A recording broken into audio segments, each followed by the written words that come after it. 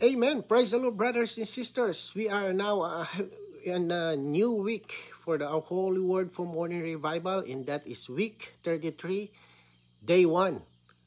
We are now, actually, the title is The Vision, Experience, Enjoyment, and Expression of the Supreme Preciousness of Christ for the Genuine Church Life.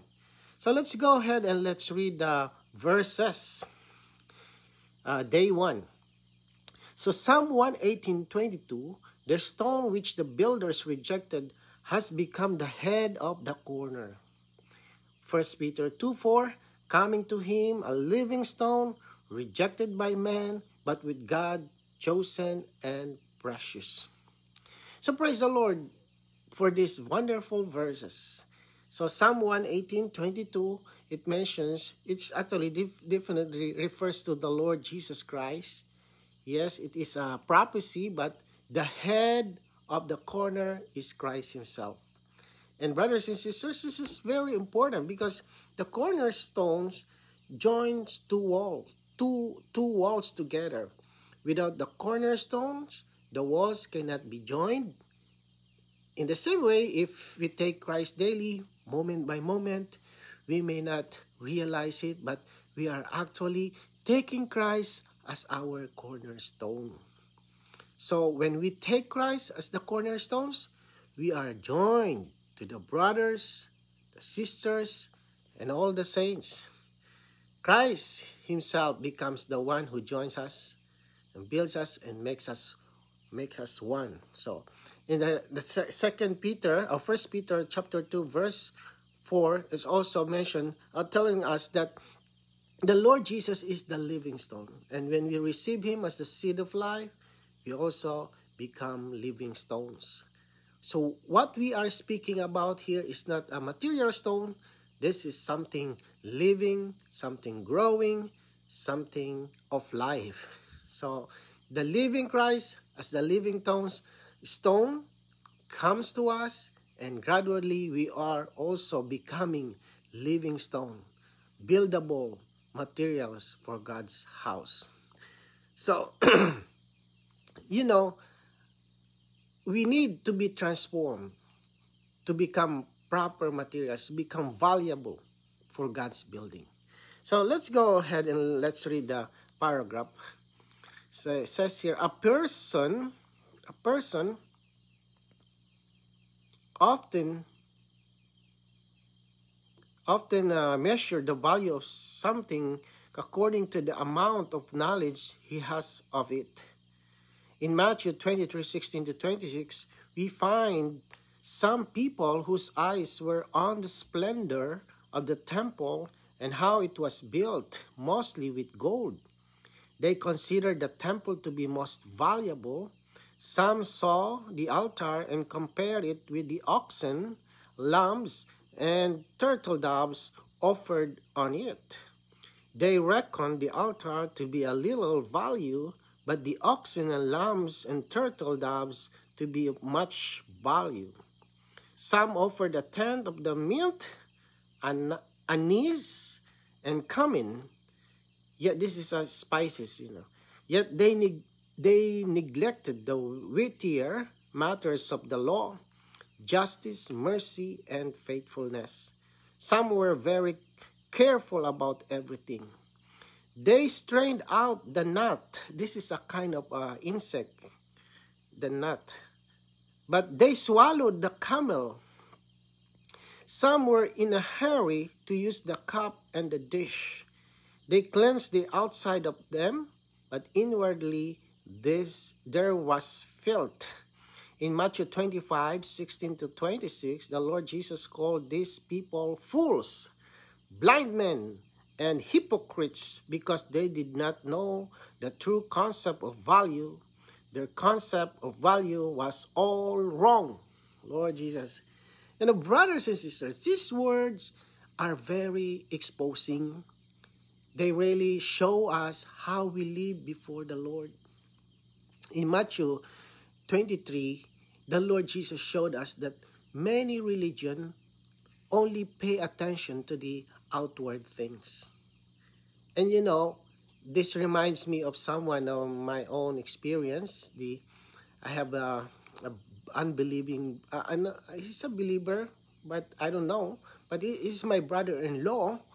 One time we were in a, he dropped us to the meeting where we're gonna meet, and he couldn't understand why we meet in a simple house and not a fancy, big building like some religion today. So I see his eyes were on the outward appearance, not on the people inside, right? Who actually what he's doing, what we are doing, what we are practicing, right? Why we are enjoying there, right? They didn't see that thing. Maybe he was not bad. He wasn't being bad. He was just blind. And this is exactly what the Lord Jesus was pointing out. The Lord said, many people treasure outward things like the gold of the temple, the sacrifices on the altar, even the appearance of the cup and the dish. But they completely miss what God considers the most valuable or truly valuable. Some people treasure the gold of the temple more than God himself. It's like they're saying, I'll go to the church because the building is beautiful. But they miss the real treasure, Christ. So some others value the outward offerings, but they don't see that the altar actually signifies Christ. The offering is actually Christ. Some are even proud of giving tithes, the smallest things, like mint and cumin. Yet they neglect the inward things that God cares about. What is this? The justice, the mercy that's mentioned here, and also the faithfulness. They are very careful about outward practices. The Lord says, they strained out a gnat. There's insects that bites, something maybe like a mosquito, they strain it because they don't want that kind of insects, which is actually, but inwardly, they are swallowing a big camel, right? They clean the outside of the cup, but inside, it's still dirty. So the Lord Jesus spoke strong words. He said, they were blind and foolish because their whole concept of value was wrong. So brothers and sisters, this is a warning to us today. We also can get distracted by outward things, spiritual activities, appearance, or religious culture, habits. But God is looking for something deeper. He is pointing us to Christ himself. What is that? His life, his mercy, his justice, and in his inward reality within us. So when our value system is wrong, our whole spiritual life becomes misplaced. But when we treasure Christ above everything, our Christian life becomes living, pure, and have more weighty. Right, let's also read today's reading, right? Praise the Lord. I'll read 2 paragraphs. Once a person is saved, his concept of value changes. He no longer cherishes what he once cherished, and he treasures what he once despised. This is a change in his concept of value. The Bible has much to say concerning a change in one's concept of value.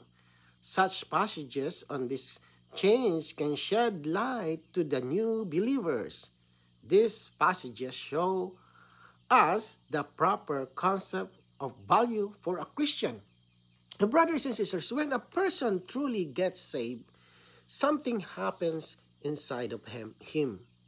His concept of value changes. Before, he may love certain things, chase certain things, or consider certain things. certain things very important. Maybe the career, the, the, the things in the world. But after receiving the Lord Jesus, those old treasures begin to lose their attraction. And you know what an amazing is, the things he used to ignore or even despise, like for example, Bible, right? Or maybe prayer, or the meeting, and then the church life. Then suddenly, for him, it becomes very precious, right? Since these all things are precious, going to the meeting, reading the Bible, prayer, our church life, that's our precious. This is not outward behavior. This is an inward change of value. Salvation causes us to treasure Christ himself and to treasure the things that brings us closer to him. The Bible speaks a lot about this change. These passages are especially helpful for new believers because they show us what a Christian should truly value. God wants to adjust, even transform our concept, our sense of value, so that what is precious to him becomes precious to us. So when our concept of value turns to Christ, our whole Christian lives becomes healthy, living, clear, and even pure. Right? So let's go ahead and let's read the next paragraph. Psalm 118:22 indicates a change in valuation. In the eyes of the builders, they rejected what they considered to be a useless stone. In the eyes of the Jewish leaders, Christ was something redundant, and they wanted to get rid of him. Yet this rejected stone was chosen to be the cornerstone of the newly enacted salvation. God treasured the cornerstone that was rejected by the Jewish believers and used it for the building of his salvation. How different are these two kinds of valuation? We have to bring new believers to such a change in valuation. We have to ask how they viewed Christ before and how they view Christ now. We have to show them that what was once worthless is now priceless. Others have rejected Christ, but we treasure him. So, brothers and sisters, this paragraph hits something very deep.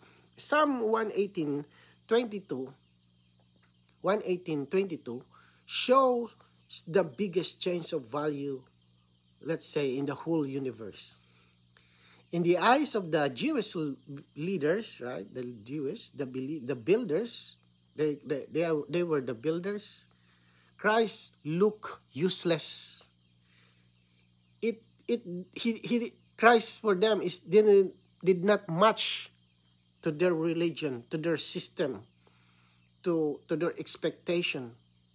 Did not match to them.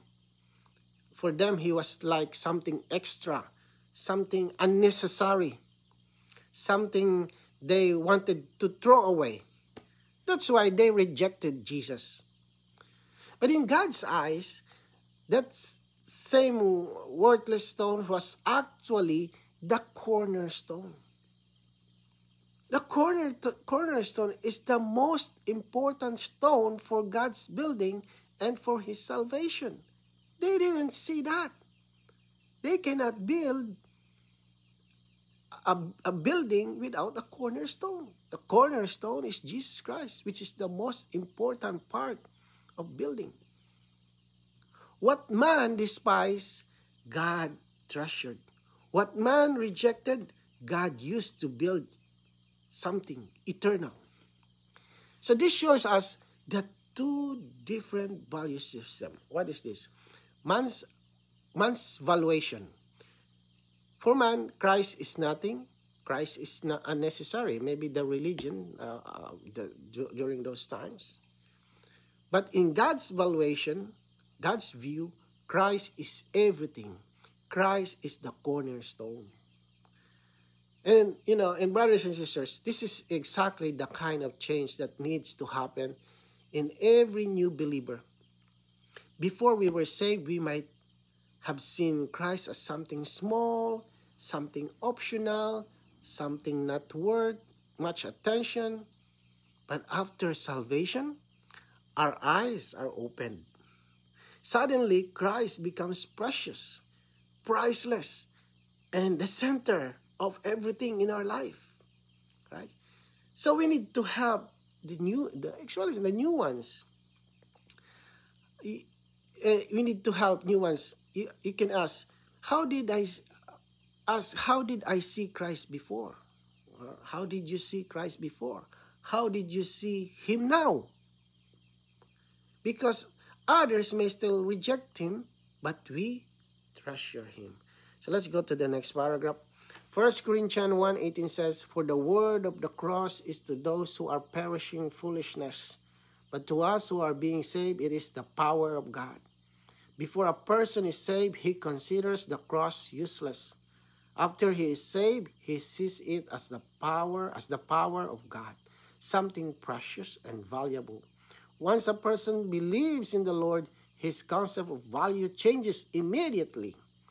The salvation of the cross becomes something very precious. So brothers and sisters, before we were saved, the cross didn't mean anything to us. It seemed unnecessary or even foolish. But the moment we believe in the Lord Jesus, everything changed. Suddenly, the cross became precious.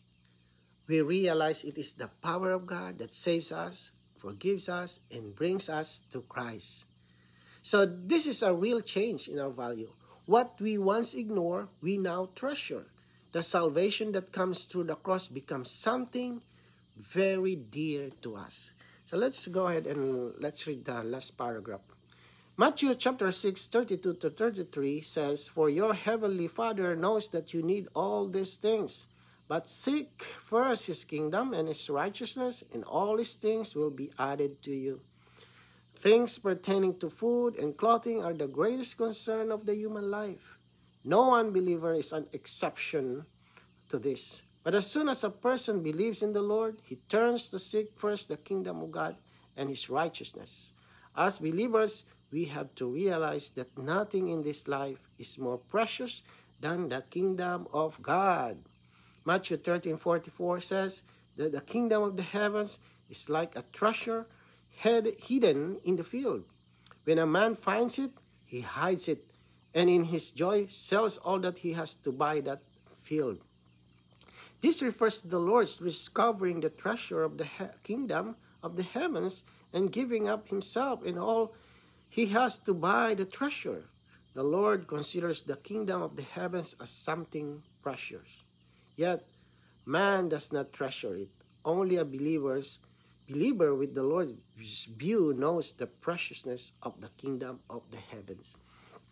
So brothers and sisters, praise the Lord for this verse. The Lord Jesus said, "Your heavenly Father knows that you need all these things." He knows our needs, not our extra needs. Take note, needs. Not the things beyond our need, but our real basic. Actually, that what we are talking is our real basic daily needs. Like, for example, if you need food, he will give you food. If you need clothing, he will give you clothing. The Father is not blind to our situation. But the Lord also gives us a condition. He says, "Seek first his kingdom and his righteousness, and all these things will be added to you." Why does he tell us to seek first the kingdom? Because he wants us to realize that everything in this world, the outward things, are nothing compared to the treasures or to the treasure of God's kingdom. The Lord wants to adjust our value. He wants us to see the difference between the treasures of the world and the treasures of God, which is Christ and his kingdom. Yes, food and clothing are the greatest concern of human life. We all need that. Everybody needs them. No one is an exception. But as soon as a person believes in the Lord, something changes inside. He begins to seek first the kingdom of God. He starts to treasure spiritual things more than material things. Right? In Matthew chapter 13, verse 44, gives us a beautiful picture. The kingdom of the heavens is like a treasure hidden in a field. When a man discovers it, he hides it again, and in his joy, he sells everything to buy that field. That field is and that field is the world, and that treasure is the kingdom. So the Lord himself gave up everything, even his own life, to gain this treasure. So the question is, how about us?